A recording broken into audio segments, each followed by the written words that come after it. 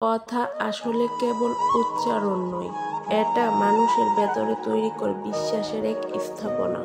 যে কথার ভরসায় কেউ হাসে, কেউ স্বপ্ন বনে, সেই কথাই যদি মিথ্যে হয়, তাহলে সেই হাসি, সেই স্বপ্ন ধসে পড়ে মুহূর্তে। মানুষ কথার উপর ভরসা করে অসংখ্য সিদ্ধান্ত নেয়, অসংখ্য ত্যাগ স্বীকার করে।